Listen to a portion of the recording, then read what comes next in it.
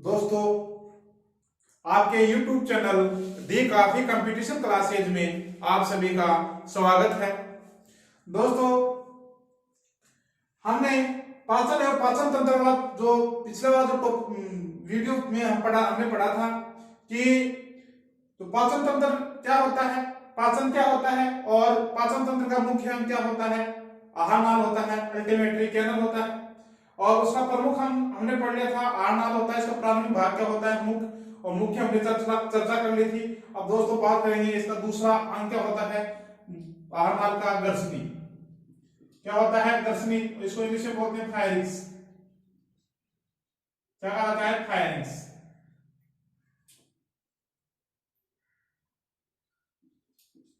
Firings. अब दोस्तों firings जो ग्रसनी होती है ये कहाँ स्थित होती है, ये नासा गुहा, मुख गुहा और तालु के पिछले हिस्से में क्या होती है, स्थित होती है। और जो ग्रसनी होती है इसका कार्य क्या होता है, ये कहाँ स्थित होती है, जीभ, तालु व मुख गुहा के पिछले हिस्से में क्या होती है, स्थित होती है। बात करते हैं जो ग्रसनी होती है इसका कार्य क्या होता है। इसका कार्य होता है भोजन को भोजन मार्ग में, भोजन को भोजन मार्ग यानी ग्रास नाल में, भोजन को भोजन मार्ग में और श्वास नली में भेजने का क्या करती है, कार्य करती है। श्वास को श्वास नली में भेजने का क्या करती है, कार्य करती है। तो बात करते हैं फायरिंग्स। फायरिंग्स जीभ, तालु और मुख गुहा के पिछले हिस्से में स्थित होती है और ये अपनी संरचना के अनुसार भोजन को भोजन मार्ग में और श्वास को श्वास मार्ग में भेजने का क्या करती है, कार्य करती है। और दोस्तों जो ग्रसनी होती है इसके प्रमुख तीन भाग होते हैं। कितने भाग होते हैं, तीन भाग। इसके तीन भाग कौन कौन से होते हैं। एक होती है नासा ग्रसनी, नासा ग्रसनी। एक होती है मुख ग्रसनी, एक होती है कंठ ग्रसनी, कंठ ग्रसनी। तो किसकी चर्चा हो गई, ग्रसनी की। ग्रसनी के बारे में इतना ही है दोस्तों। इसके बाद में पढ़ेंगे ग्रास नाल। क्या पढ़ेंगे, ग्रास नाल। अब दोस्तों स्टार्ट करने वाले ग्रास नाल और एसोफेगस। और दोस्तों ग्रास नाल होती है दोस्तों, ये कहां से प्रारंभ होती है, कंठ ग्रसनी से। ये कौन सा भाग होता है, कंठ ग्रसनी। तो ग्रास नाल होती है कंठ ग्रसनी से प्रारंभ होकर किसको जोड़ती है, आमाशय को जोड़ने का क्या करती है, कार्य करती है। तो जो ग्रास नाल होती है ये ग्रसनी को आमाशय से क्या करती है, जोड़ती है। तो ग्रास नाल होती है ये क्या करती है, ग्रसनी को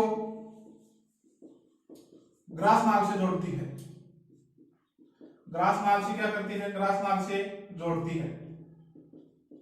और जो ग्रास नाल होती है इसके अंदर श्लेष्मा झिल्ली का क्या पाया जाता है, आवरण पाया जाता है। श्लेष्मा झिल्ली का क्या पाया जाता है, आवरण।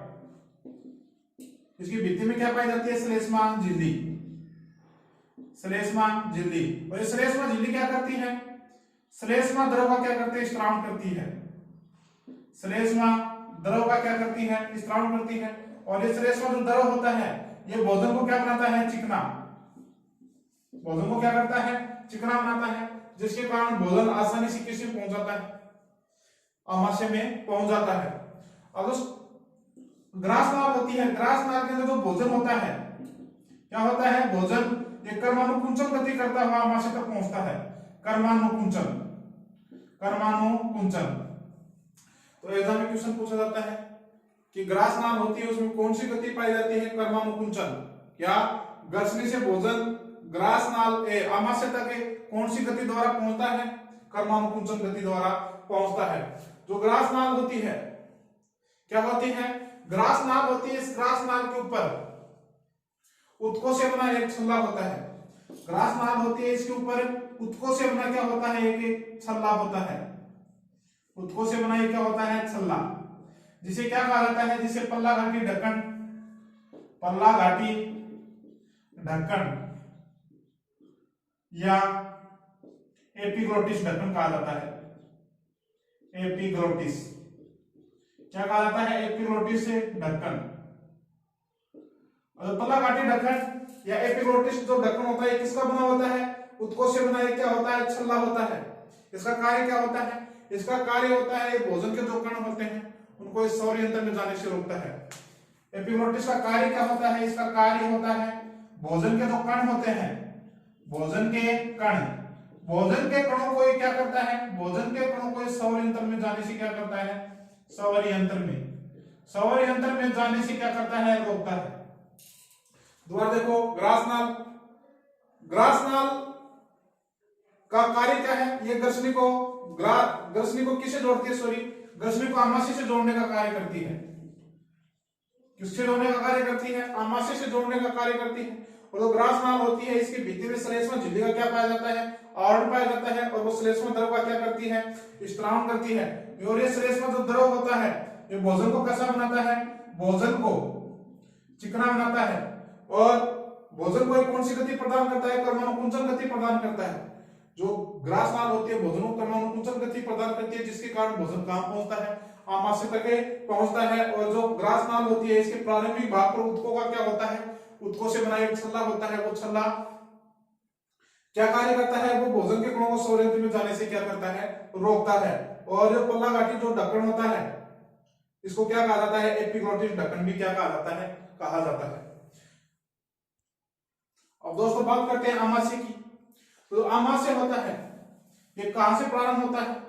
ये ग्रासनाल के अंतिम भाग से प्रारंभ होता है। और कहां तक स्थित होता है? ये ग्रहणी के मध्य स्थित होता है। तो जो आमाशय होता है ये ग्रासनाल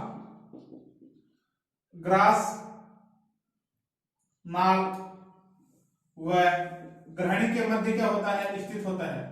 ग्रहणी के मध्य। तो आमाशय कहां होता है? आमाशय ग्रासनाल और ग्रहणी के मध्य स्थित होता है।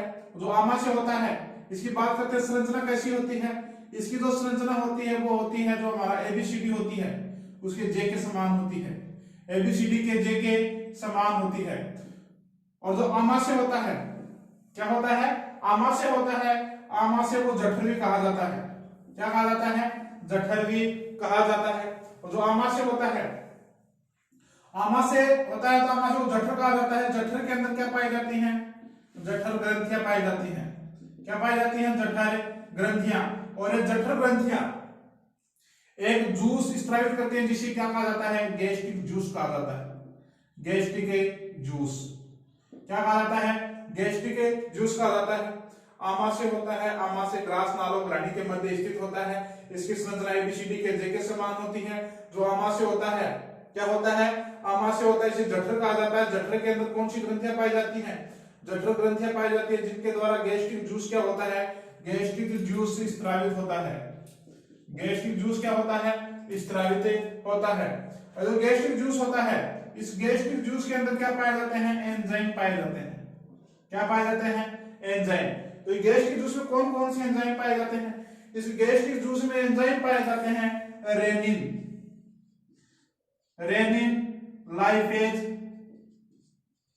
लाइपेज और ट्रिप्सिन। लाइपेज और पेप्सिन। कौन से एंजाइम पाए जाते हैं? रेनिन, लाइपेज और पेप्सिन। तो रेनिन जो एंजाइम होता है आमाशय होता है। आमाशय को जठर कहा जाता है। जठर के अंदर क्या पाई जाती है? जठर ग्रंथियां पाई जाती हैं। इन जठर ग्रंथियों से गैस्ट्रिक जूस क्या होता है? स्रावित होता है। इन गैस्ट्रिक जूस के अंदर क्या पाए जाते हैं? एंजाइम। कौन कौन से एंजाइम? रेनिन। तो रेनिन जो एंजाइम होता है ये दूध का क्या करता है? पाचन करता है। यानी दूध के अंदर कौन सी प्रोटीन उपस्थित होती है? दूध में प्रोटीन उपस्थित होती है केसीन प्रोटीन उपस्थित होती है। इसको ये किसमें बदलता है? पैरा केसीन में बदलता है। किसमें बदलता है? पैरा केसीन में। किसमें बदलता है? पैरा केसीन में क्या करता है? बदलता है। लाइपेज होता है। लाइपेज वसा का क्या करता है? पाचन करता है। क्या करता है? वसा का पाचन कर उसको किसमें बदलता है? ये ग्लिसरॉल में बदलता है। किसमें बदलता है? ग्लिसरॉल में। दोस्तों जो लाइपेज एंजाइम होता है ये आमाशय के अंदर 1 से 2% वसा का ही क्या करता है? पाचन करता है। जो पेप्सिन एंजाइम होता है ये किसका पाचन करता है? ये प्रोटीन का पाचन करता है, और प्रोटीन का पाचन कर उसको किसमें बदलता है? पेप्टोन में बदलता है। किसमें बदलता है? पेप्टोन में। तो प्रोटीन का 90% पाचन कहां हो जाता है? प्रोटीन का 90% पाचन हो जाता है आमाशय में हो जाता है। कहां हो जाता है? आमाशय में। और जो आमाशय होता है, क्या होता है? आमाशय के अंदर ऑक्सेंटिक कोशिकाएं पाई जाती हैं। आमाशय में कौन सी कोशिकाएं पाई जाती हैं? ऑक्सेंटिक क्या पाई जाती हैं? कोशिकाएं, ऑक्सेंटिक कोशिकाएं पाई जाती हैं। आमाशय में ऑक्सेंटिक क्या पाई जाती हैं? कोशिकाएं पाई जाती हैं। ये कोशिकाएं HCl यानी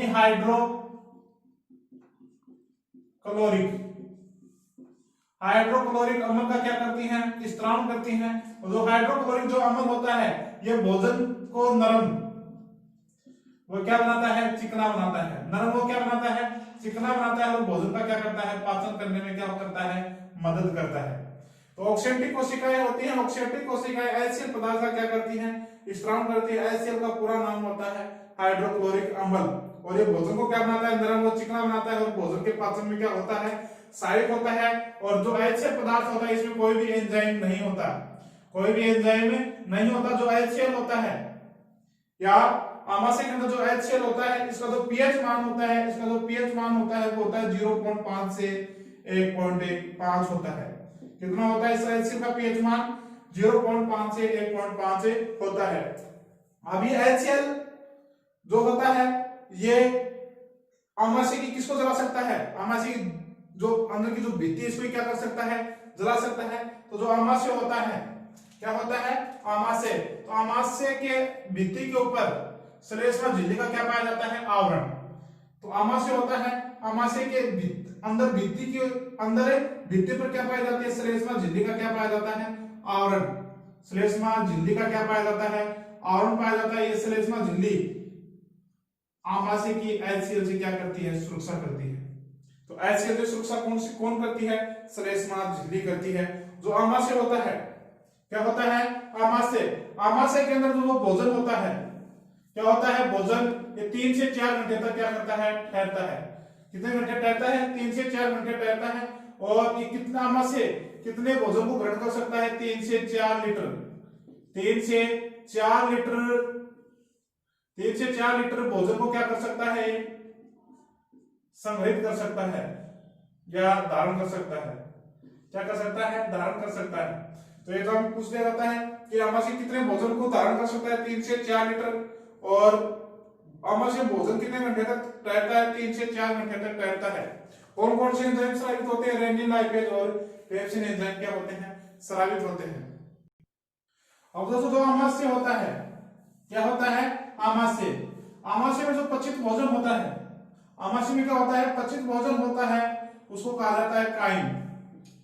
एग्जाम में पूछ लिया जाता है, आमाशय में पचित भोजन को क्या कहा जाता है? काइम कहा जाता है। आमाशय का जो रस होता है, उसका pH मान कितना होता है? वो मैंने बता दिया, 0.5 से 1.5 होता है। अब इसके बाद हम चर्चा करते हैं कि जो आमाशय होता है, आमाशय के अंदर कौन सी गति पाई जाती है? आमाशय में कर्मानुकुंचन गति पाई जाती है। कर्मानुकुंचन, कौन सी गति पाई जाती है? कर्मानुकुंचन। यानी जो आमाशय होता है, इस प्रकार से कर्मानुकुंचन क्या करता है? गति करता है, जिसके कारण भोजन कैसा हो जाता है? रबड़ीनुमा हो जाता है। उस रबड़ीनुमा भोजन को क्या कहा जाता है? कायम कहा जाता है। क्या कहा जाता है? कायम। अब कायम युक्त भोजन किसमें प्रवेश करता है? ग्रहणी में। किसमें प्रवेश करता है? ग्रहणी में प्रवेश करता है। ग्रहणी होती है, ये छोटी आंत का क्या होता है? भाग होता है। किसका भाग होता है? छोटी आंत का। किसका भाग होता है? छोटी आंत का भाग होता है। अब सबसे पहले बात कर लेते हैं छोटी आंत की। तो छोटी आंत होती है, छोटी आंत ग्रास या आहार नली का प्रमुख अंग होता है। आहार नली का क्या होता है? प्रमुख अंग होता है। छोटी आंत होती है, ये आहार नाल का क्या होता है? प्रमुख अंग होता है। क्या होता है? प्रमुख अंग होता है। और इसके अंदर 90% भोजन का क्या होता है? 90% भोजन का पाचन, 90% भोजन का पाचन वह क्या होता है? अवशोषण होता है। अवशोषण होता है। क्या होता है? 90% भोजन का पाचन और क्या होता है? अवशोषण होता है। बात करते हैं इसकी लंबाई की। इसकी बात करते हैं इसकी लंबाई की। इसकी जो लंबाई होती है, छोटी आंत की क्या होती है लंबाई, इसकी लंबाई कितनी होती है, इसकी लंबाई सामान्यतः 6.5 से 7 मीटर होती है, लगभग कितनी होती है 6.5 से 7 मीटर होती है। तो आहरनाल होती है, क्या होती है आहरनाल। आहरनाल के मुख्य कितने भाग होते हैं, 3 भाग, ग्रहणी, दूसरा होता है इसका कौन सा होता है अगर क्षुदांतर, अगर क्षुदांतर, एक होता है तीसरा क्षुदांतर, कौन सा होता है क्षुदांतर, क्षुदांतर कौन सा होता है क्षुदांतर। तो ग्रहणी होती है इसको इंग्लिश में बोलते हैं ड्यूडेनम, ड्यूडेनम, इसको कहा जाता है जेजुनम, इसको क्या कहा जाता है इलियम, क्या कहा जाता है इलियम। छोटी आंत होती है, छोटी आंत के कितने भाग होते हैं, 3 भाग होते हैं। अब बात करते हैं कि जो ग्रहणी होती है इसका क्या कार्य होता है, अगर क्षुदांतर होता है इसका क्या कार्य होता है, क्षुदांतर का क्या कार्य होता है। तो ग्रहणी होती है, क्या होती है ग्रहणी होती है। ग्रहणी के अंदर देखो ये यू आकार का जो भाग होता है यहां तक का, ये कौन सा भाग है, ग्रहणी भाग है। तो आमाशय में पचित भोजन, आमाशय में पचित भोजन और पिताशय से पीत रस और अग्नाशय से अग्नाशय रस, अग्नाशय से अग्नाशय रस, पिताशय से पीत रस और आमाशय से आमाशय पचित भोजन किस में आकर ठहरता है, फिर ग्रहणी में, किस में आता है ग्रहणी में। तो ग्रहणी होती है, क्या होती है, तो ग्रहणी होती है। ग्रहणी के अंदर भोजन का क्या होता है, रासायनिक पाचन होता है। ग्रहणी में भोजन का क्या होता है, रासायनिक पाचन होता है। तो एग्जाम में पूछ लिया जाता है कि भोजन का रासायनिक पाचन कहां होता है, ग्रहणी में होता है। कहां होता है, डेडुनम में होता है। और ग्रहणी में पचित भोजन होता है, ग्रहणी में क्या होता है, पचित भोजन होता है। उस पचित भोजन का अवशोषण कौन करता है, उस पचित भोजन का अवशोषण करती है अग्र क्षुदांतर। तो रासायनिक पाचन कहां होता है, ग्रहणी में। और ग्रहणी में पचित जो भोजन होता है उसका अवशोषण कौन करती है, अग्र क्षुदांतर, कौन करती है, अग्र क्षुदांतर करती है। और अग्र क्षुदांतर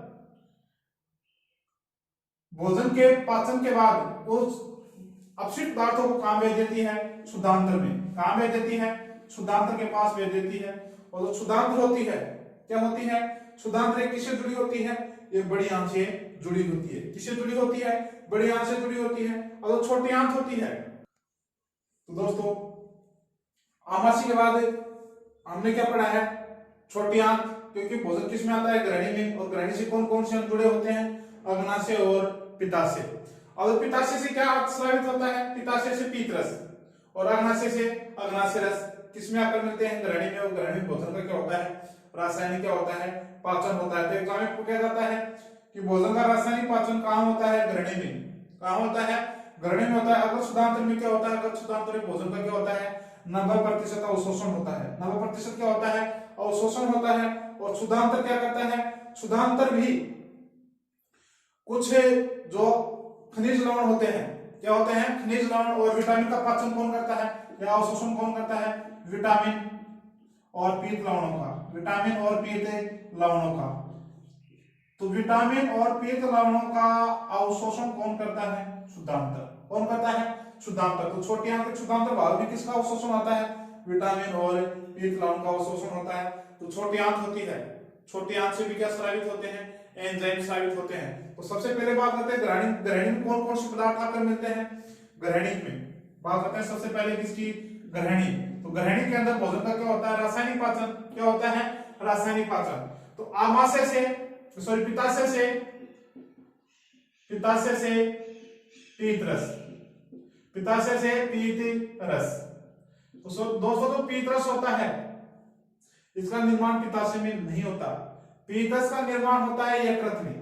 और यकृत एक क्या होती है, ग्रंथि होती है। तो यकृत से किसका निर्माण होता है, पीत रस का। ये पीत रस किसमें आकर संग्रहित होता है, पित्ताशय में। किसमें स्रावित होता है, किसमें संग्रहित होता है, पित्ताशय में। और पित्ताशय से पीत वाहिनी के माध्यम से किसमें आता है, ये ग्रहणी में आता है। किसमें आता है, ग्रहणी में। और ये पीत रस जो होता है, पीत रस में कोई भी एंजाइम नहीं पाया जाता। पीत रस में क्या नहीं पाया जाता, कोई भी एंजाइम नहीं पाया जाता। तो पीत रस का क्या कार्य होता है, पीत रस का कार्य होता है वसा का इमल्सीकरण करना। वसा का क्या करता है, ये इमल्सीकरण करता है। तो एग्जाम में पूछ लिया जाता है कि वसा का इमल्सीकरण कौन करता है, तो पीत रस। देखो आमाशय के अंदर जो भोजन होता है उसकी प्रकृति कैसी होती है, अम्लीय होती है, और जब ये ग्रहणी के अंदर आ जाता है तो उसकी प्रकृति कैसी हो जाती है, क्षारीय। क्योंकि जो पीतरस होता है किस प्रकृति का होता है, क्षारीय प्रकृति का होता है। किस प्रकृति का होता है, क्षारीय प्रकृति का होता है, और इसमें कोई भी एंजाइम नहीं होता। और जो पीतरस होता है ये वसा का क्या करता है, इमल्सीकरण करता है। अब बात करते हैं अग्नाशय की। किसकी बात करते हैं, अग्नाशय। तो अग्नाशय होता है ये एक मिश्रित ग्रंथि होती है। अग्नाशय क्या होती है, मिश्रित ग्रंथि। अग्नाशय क्या होती है, मिश्रित ग्रंथि होती है। ये हार्मोन भी स्रावित करती है। क्या स्रावित करती है, हार्मोन एवं एंजाइम। हार्मोन एवं एंजाइम। स्टेज ग्रंथि को कौन सी ग्रंथि कहा जाता है, मिश्रित ग्रंथि। तो कौन कौन सी हार्मोन स्रावित करती है ये, इंसुलिन, इंसुलिन व ग्लूकागोन। ग्लूकागोन हार्मोन क्या करती हैं, स्रावित करती हैं। और एंजाइम कौन कौन से स्रावित करती है, ये कौन कौन सी एंजाइम स्रावित करती है, ये करती है, एक तो करती है एमाइलेज या एमिलेज। कौन सा एंजाइम स्रावित करती है, एमिलेज करती है। एक करती है ट्रिप्सिन। क्या स्रावित करती है, ट्रिप्सिन करती है। और एक करती है ये लाइपेज। कौन सा करती है, लाइपेज करती है। दोस्तों जो एमिलेज एंजाइम होता है ये किसका पाचन करता है, ये स्टार्च का पाचन करता है। स्टार्च या मंड का क्या करता है, पाचन करता है। ट्रिप्सिन एंजाइम किसका पाचन करता है, पेप्टाइड। पेप्टाइड वह प्रोटीन का क्या करती है, पाचन करती है, ट्रिप्सिन एंजाइम। लाइपेज एंजाइम होता है ये वसा का पाचन करता है। 90% वसा का पाचन कहां होता है, 90% वसा का पाचन होता है ग्रहणी में। तो ये लाइपेज एंजाइम, ट्रिप्सिन एंजाइम, और इसमें कौन से एंजाइम स्रावित होते हैं, एमिलेज एंजाइम क्या होते हैं, स्रावित होते हैं। जो अग्नाशय होता है क्या होता है, अग्नाशय होता है, इसकी जो संरचना होती है वो एबीसीडी के यू आकार की क्या होती है, समान होती है। किसके समान होती है, एबीसीडी के यू आकार के समान होती है। अब जो हमने बात करी कि छोटी आंत होती है, छोटी आंत के 3 भाग होते हैं, डेड्यूनम, जेजुनम और इलियम। तो ग्रहणी के अंदर या डेड्यूनम के अंदर तो रासायनिक पाचन होता है, किसके द्वारा, रासायनिक पदार्थों द्वारा, यानी पित्ताशय से पीतरस आ जाता है, अग्नाशय से अग्नाशय रस। अग्नाशय रस के अंदर कुछ हार्मोन्स होते हैं और कुछ क्या होते हैं, एंजाइम होते हैं। और जो आमाशय में जो पचित भोजन होता है वो किस में आता है, ग्रहणी में। और ग्रहणी में भोजन का क्या होता है, रासायनिक पाचन होता है। क्या होता है, रासायनिक पाचन। और रासायनिक पाचन के बाद भोजन कहां चला जाता है, पचित भोजन अगर क्षुधांतर में। अगर क्षुधांतर के 90% भोजन का क्या कर लिया जाता है, क्या कर लिया जाता है, अवशोषण कर लिया जाता है। क्षुधांतर होती है, क्षुधांतर के अंदर विटामिन और पीतलाणु का क्या होता है, अवशोषण होता है। तो छोटी आंत होती है, छोटी आंत द्वारा कौन कौन से एंजाइम स्रावित होते हैं, यानी छोटी आंत होती है, इनमें आंतरिक कोशिकाएं, कौन सी कोशिकाएं पाई जाती है, आंतरिक कोशिकाएं पाई जाती है। उन आंतरिक कोशिकाओं द्वारा क्या स्रावित होते हैं, एंजाइम स्रावित होते हैं। वो एंजाइम कौन से हैं उनके बारे में चर्चा करते हैं। अब बात करें छोटी आंत होती है, छोटी आंत में कौन सी कोशिकाएं पाई जाती हैं, आंतर कोशिकाएं पाई जाती हैं, आंतर कोशिकाएं। और ये आंतर कोशिकाएं क्या करती हैं, आंतर कोशिकाएं एंजाइम स्रावित करती हैं। क्या स्रावित करती हैं, एंजाइम। तो कौन कौन सी एंजाइम स्रावित करती हैं, देखो ये छोटी आंत होती है, छोटी आंत से क्या स्रावित होते हैं, एंजाइम। कौन कौन से एंजाइम स्रावित होते हैं, देखो पहला है इरेप्सिन। कौन सा एंजाइम, इरेप्सिन। एक होता है लाइपेज, इरेप्सिन, लाइपेज। लाइपेज किसका पाचन करता है, वसा का पाचन करता है। एक होता है माल्टेज। कौन सा एंजाइम होता है, माल्टेज। एक होता है सुक्रेज। कौन सा होता है, सुक्रेज। एक होता है लैक्टेज।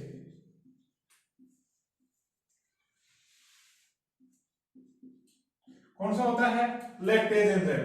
माल्टेज, सुक्रेज और लैक्टेज एंजाइम। इरेप्सिन जो एंजाइम होता है, कौन सा एंजाइम होता है, इरेप्सिन एंजाइम होता है एक पॉलीपेप्टाइड। पॉलीपेप्टाइड वह शेष प्रोटीन, शेष प्रोटीन का क्या करता है, पाचन करता है। इरेप्सिन जो एंजाइम होता है पॉलीपेप्टाइड और शेष प्रोटीन का क्या करता है, पाचन करता है। जो लाइपेज होता है ये क्या करता है, ये इमल्सीकरण जो वसा होती है, इमल्सीकरण, इमल्सीकरण क्या होती है, वसा। उस इमल्सीकरण वसा को किसमें बदलता है, फैटी वसा में। किसमें बदलता है, फैटी वसा में। और किसमें बदलता है, ग्लिसरॉल में बदलता है। किसे बदलता है, गिलस से रोल में बदलने का क्या करता है, कार्य करता है। तो माल्टेज जो एंजाइम होता है माल्टोज को किसे बदलता है, ग्लूकोज में बदलता है। किसे बदलता है, ग्लूकोज में। सुक्रोज होता है, सुक्रेज एंजाइम होता है सुक्रोज को। सुक्रोज जो शर्करा होती है उसको किसे बदलता है, ये फ्रक्टोज में बदलता है। किसे बदलता है, फ्रक्टोज में बदलता है। जो लैक्टोज एंजाइम होता है, कौन सा एंजाइम होता है, लैक्टेज एंजाइम होता है। ये लैक्टोज शर्करा को, लैक्टोज शर्करा को किसे बदलता है, गलैक्टोज में बदलता है। किसे बदलता है, गलैक्टोज में बदलता है। तो भोजन का जो अधिकांश पाचन होता है वो कहाँ होता है, छोटी आंत में होता है। छोटी आंत के अंदर 90% भोजन का क्या हो जाता है, पाचन हो जाता है। इसके बाद बात करते हैं छोटी आंत की, सॉरी बड़ी आंत की। जो छोटी आंत होती है ना, छोटी आंत लंबाई में बड़ी होती है और व्यास में क्या होती है, छोटी। तो इनको व्यास के आधार पर छोटी और क्या कहा जाता है, बड़ी। तो इनका व्यास क्या होता है, छोटा होता है, यानी व्यास में कम होती है, इसलिए इसको क्या कहा जाता है, छोटी आंत। परंतु लंबाई में क्या होती है, बड़ी होती है। अब बात करते हैं छोटी आंत।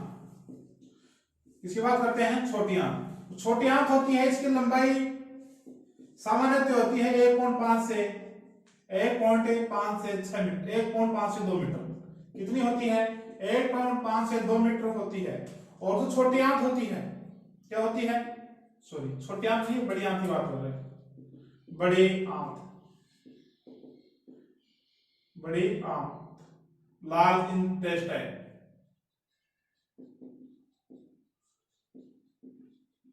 लार्ज इंटेस्टाइन तो बड़ी आंत होती है, इसकी लंबाई 1.5 से 2 मीटर होती है।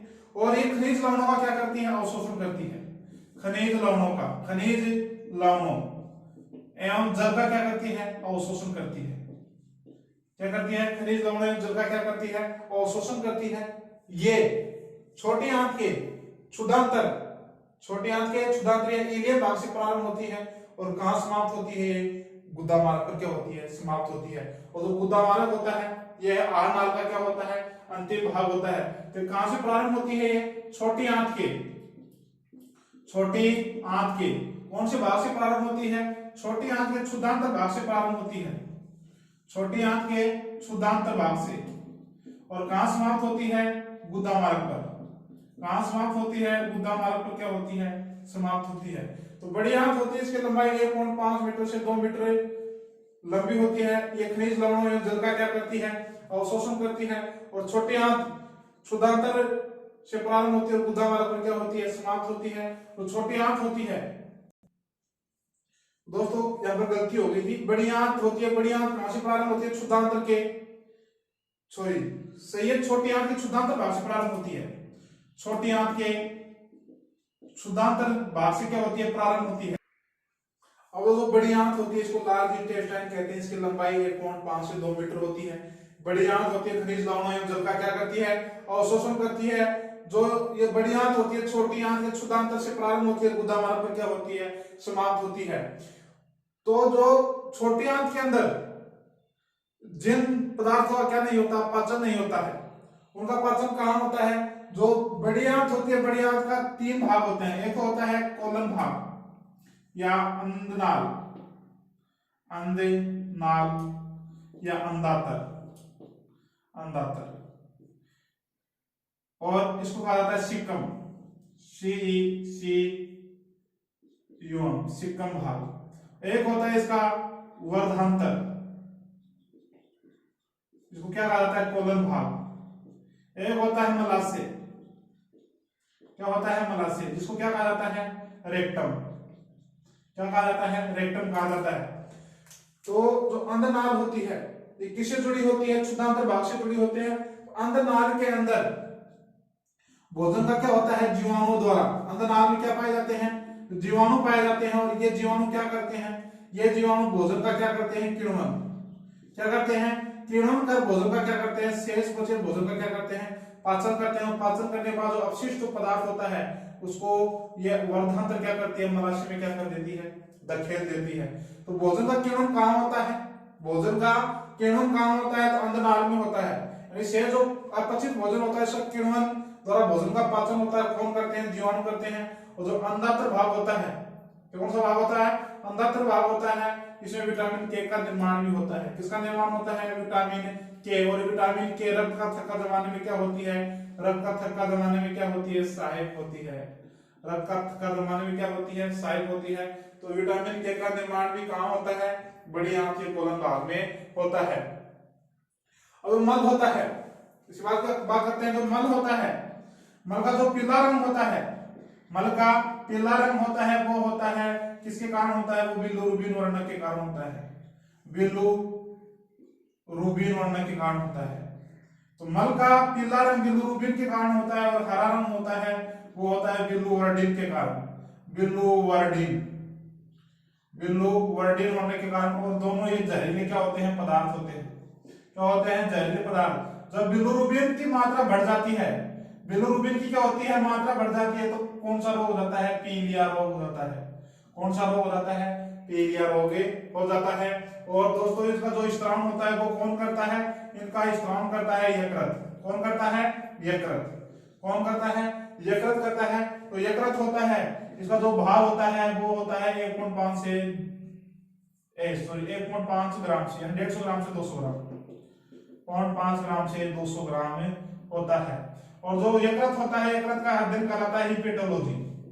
हिपेटोलॉजी क्या कहलाता है? हिपेटोलॉजी कहलाता है। जो यकृत होता है क्या होता है? यकृत होता है ये फाइब्रिन और हिपेरिन प्रोटीन का भी क्या करते हैं? स्त्राव करता है। हिपेरिन। तो जो यकृत होता है, यकृत बिलिरुबिन वर्ण का भी क्या करता है? स्त्राव करता है। फाइब्रिन और हिपेरिन प्रोटीन का भी क्या करता है? स्त्राव करता है। जो यकृत होता है इसका भार 150 से 200 ग्राम होता है। इसका अध्ययन क्या कहलाता है? हिपेटोलॉजी कहलाता है। और सर्वाधिक पुनरुद्भवन की क्षमता भी किसमें पाई जाती है? सर्वाधिक